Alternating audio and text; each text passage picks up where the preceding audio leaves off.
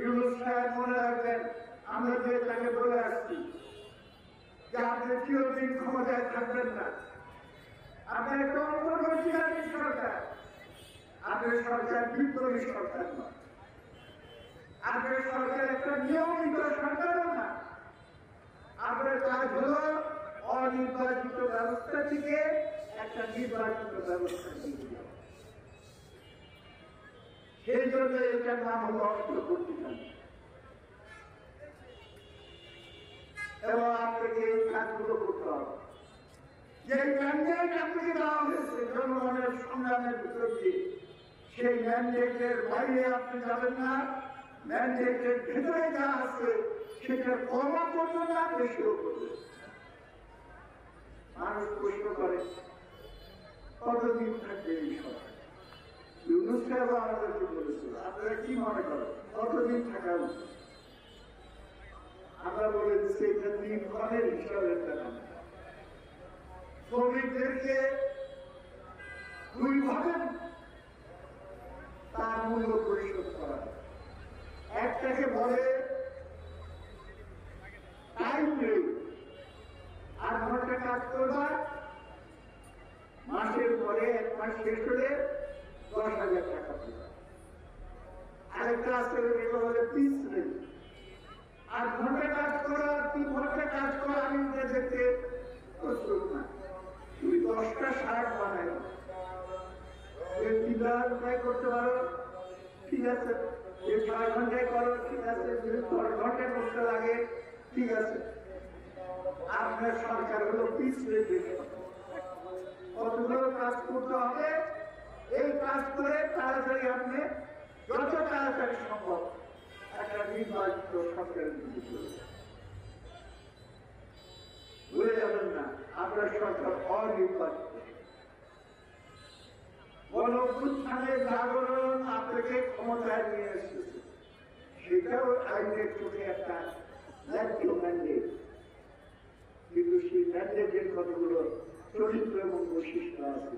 আপনি শপথ নিয়েছেন একটা অন্তর্বর্তীকালীন সরকার হিসেবে। কেউ কেউ বলার চেষ্টা করে সব সংস্কার না করে আমরা যাব। সব সংস্কার করতে আপনি তাদের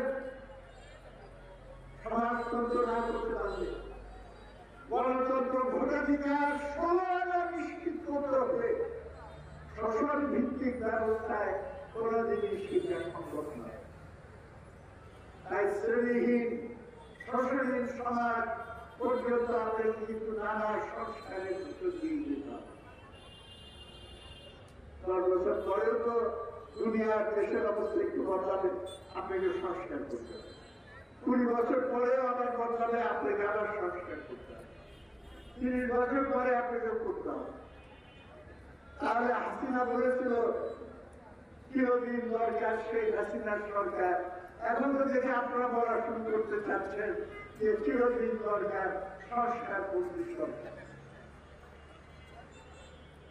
আপনারা অস্থির হয়ে যান, হুকুম দেন এই বিচারপতিকে নিয়োগ করতে হবে, একে বাতিল করতে হবে, এবং কত বিষয়ে 24 ঘন্টা আলটিমেটাম, 3 দিনের আলটিমেটাম। আপনি তো একবার আলটিমেটাম দিলেন না যে আগামী 48 ঘন্টার ভিতরে পেঁয়াজের দাম কমায় আনবো, দ্রব্যমূল্য নিয়ন্ত্রণের ভিতরে নিয়ে আসবো। আপনার সরকার কি করে?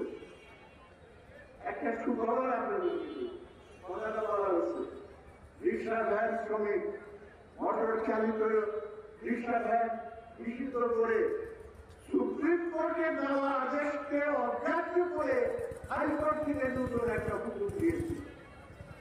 আল্লাহর রহমতে বললাম কথাটা, আজকে শুনানি হয়েছে এবং হাইকোর্টের চেম্বার জাজের পক্ষ থেকে রায় দিয়ে দেওয়া হয়েছে যে আগামী 1 মাসের জন্য হাইকোর্টের এই রায় স্থগিত করা হলো এবং 1 মাসের ভিতরে তারা ফাইনাল রায় দেবে। এটা একটা আংশিক বিষয়। এই যে নিষেধাজ্ঞা ছিল যে বিদ্যুৎ খরচ হয়। তো তুমি যখন এসি চালাও বিদ্যুৎ খরচ হয় না, তুমি যখন ওয়াশিং মেশিন চালাও বিদ্যুৎ খরচ হয় না, বড় লোক যখন গাড়ি চালায় গাড়ি রাস্তা দখল করে বসে থাকে না, অ্যাক্সিডেন্ট হয়।